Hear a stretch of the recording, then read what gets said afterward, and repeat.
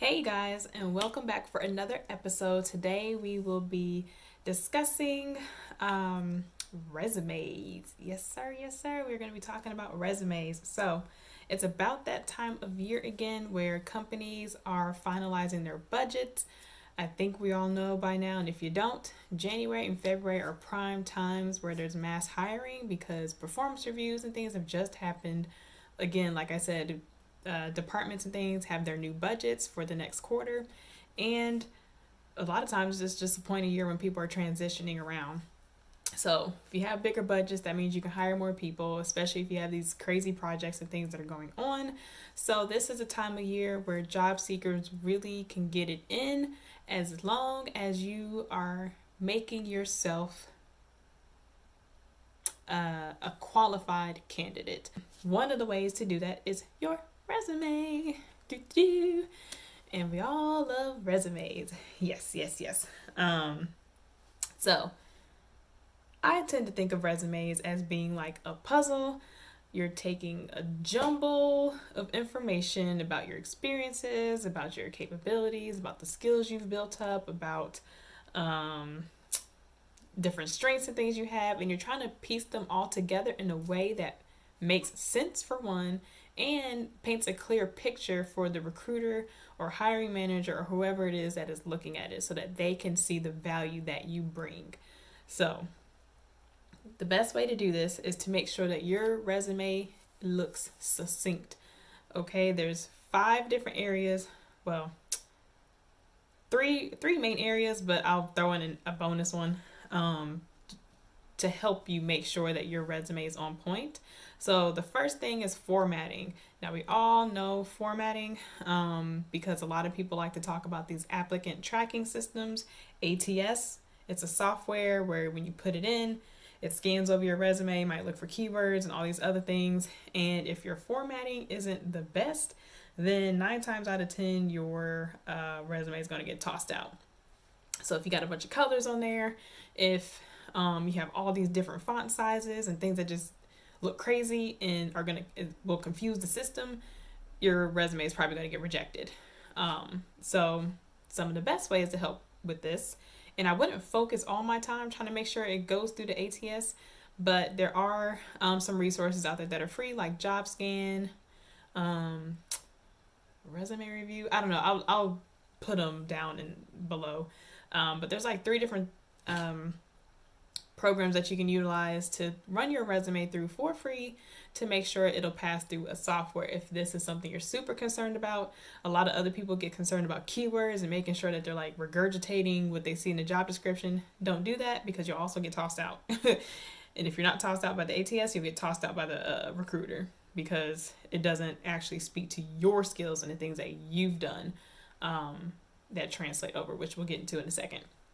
So formatting, whoever's looking at your resume is probably going to look at it for a good 6 to 7 seconds from, they're just going to quickly scan through it. So you need to make sure that you're having stuff that's popping out. So the good thing about having formatting be succinct is that it needs to be easy on the eyes. So when they're looking through it, it's not anything that's going to throw them off. The more you confuse somebody, the more likely you're going to get tossed into the trash. Okay, so you want to make it easy on the person who's looking at your resume. They may or may not be in the department that you're applying to, so that's another thing of making sure that it makes sense. It needs to be uniform. So by that I mean your spacing should be the same, your font size and things like that should be the same. The margins should look good. It shouldn't be a bunch of like every other word is capitalized and all these crazy things. Sounds real basic, but you would be surprised the resumes that I have seen. If people even have resumes. And then making sure that you're putting your information in the proper order. So at the top, obviously you have your name and your contact information. Below that, no career objective statement. We are not doing that unless you're completely new to working.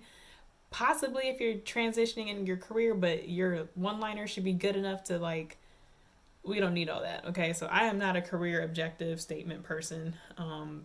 If I saw it, I usually toss it in the trash. But anyway, your name and information, and then you have your education, and you put the most recent first. So it's in reverse chronological order, everything that's on your resume. So your most recent schooling first. Don't put your GPA if it's less than 3.5 or 3.7 or something. 3.7 I think is a thing, but you can put if you're like summa cum laude and all that stuff. But yeah, so your education, most recent first. So if you were in grad school and all that, that goes first, and then your undergrad experience can go after that. If you did any study abroad, you can attach that to whichever program that makes sense with. And then your experience needs to be next. So experience will encompass work, and like maybe you sat on the board and you had a role. So like for me, it wasn't a paid thing, but I was on an advisory board for a nonprofit that helped high schoolers travel to other countries. And I'm huge on travel, so of course I was like, oh yeah, I'll do this. And I was the event planning chair. And I threw and launched our first fundraising event / our first real event for our organization. And so that was something that I had on my resume of event planning chair. This was my role, blah, blah, blah, blah, blah. So experiences like that definitely count. Put those in there. All your experiences don't have to be specifically from a job. Internships and things of that nature can go in there, go into your experiences as well. Okay. And then you have additional. So additional is where you put if you have any certifications, any volunteer experience, or like the organizations that you may be a part of. Any skills that you have, like with let's say you're really great with Salesforce, or you have different languages and things that you speak. That's all goes in additional.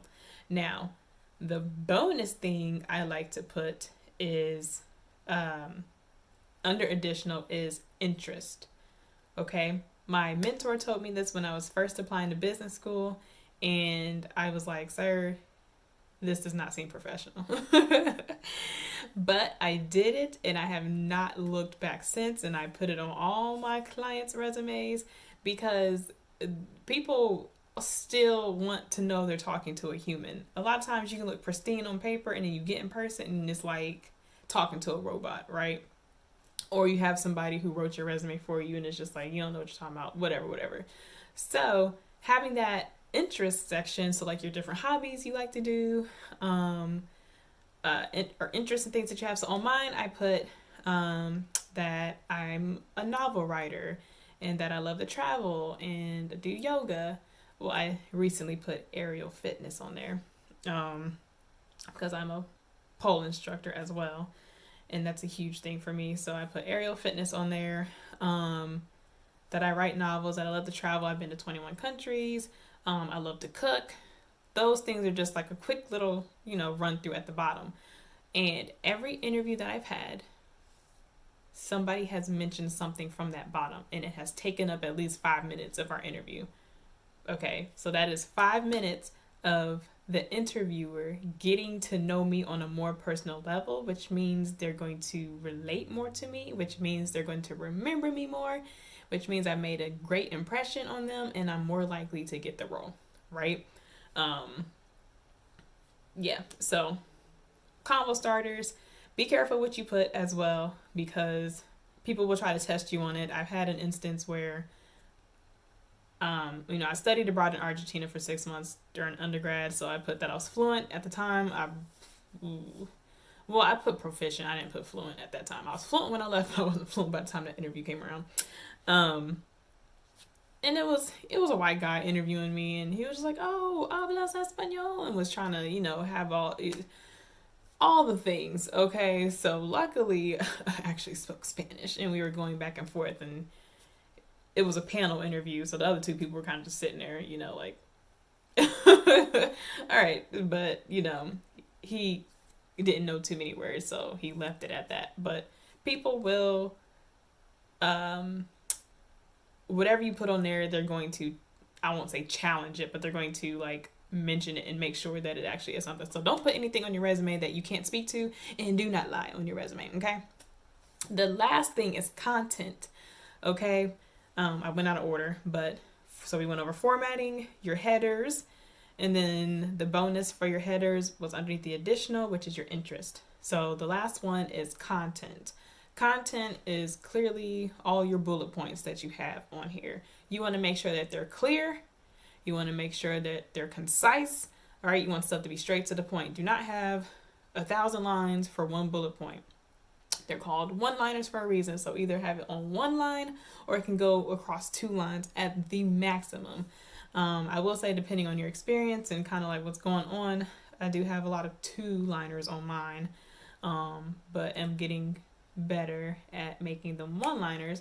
But either way, each one-liner is going to be context, action, result, car. Okay?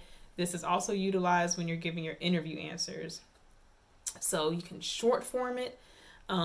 It doesn't have to be super long. You're just given a situation. Every liner should start with your action verb of, like engineered new X, Y, and Z, which is, giving it's a mix of your action and your result, or it's a mix of your action and the context. And then I usually put a comma and then put what the result is. The result is the most important part because that is the so what. What do I care that you engineered this? You care that I engineered this new system or whatever it is because it saved the company $50 million in, cost or whatever.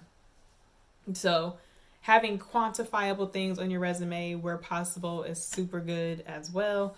Don't try to force stuff, but if you can quantify it, like the number of team members that you may have had, the number of man hours you saved, the percent that something went up or down, revenues, profits, costs, all those type of things, you can put on there. I'm trying to think of other stuff that I've used to quantify. Just, things of that nature that you can quantify that looks good. It makes sense to quantify. But the more you can do it, do that for sure.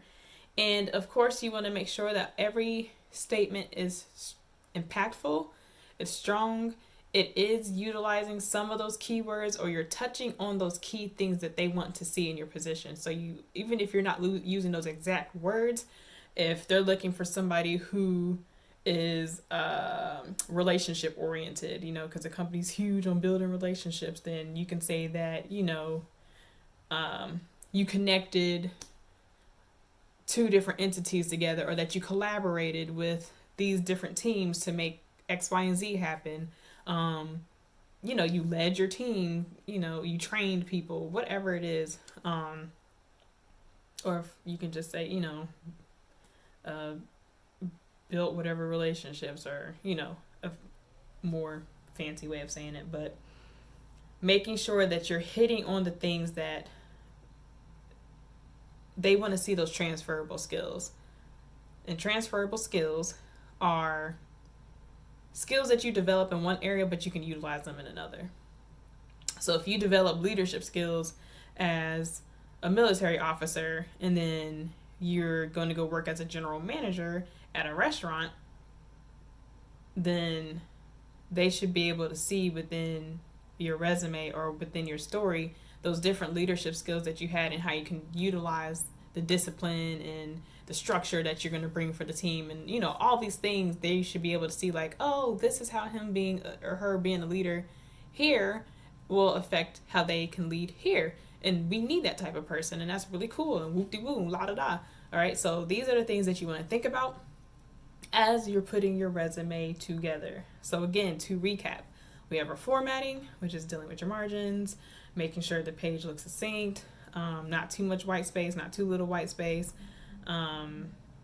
Everything is in alignment. I should be able to look at it and not get confused. Your content, all right? Those are your one-liners, the context, action, the results, the quantifiable things, the skills that you have, the experiences that you've had, the transferable skills, the value that you're adding, okay? And I want to be able to take that value and pluck it and put it into my organization. And then the last thing is your headers.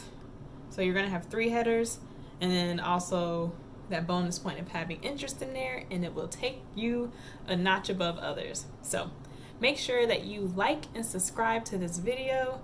Make sure you follow me.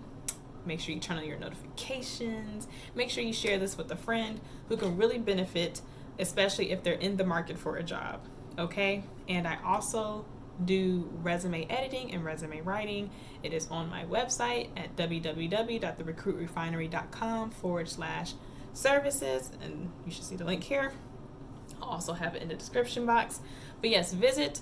Like I said, I just gave an example from somebody who I did their resume, and they did have military experience, and now they're the general manager of this new restaurant in a metropolitan city. So it is real.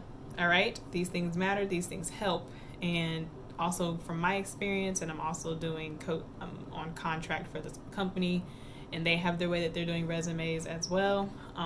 So really succinct information, y'all. So get to it, be great, be blessed, and I will see you for the next one.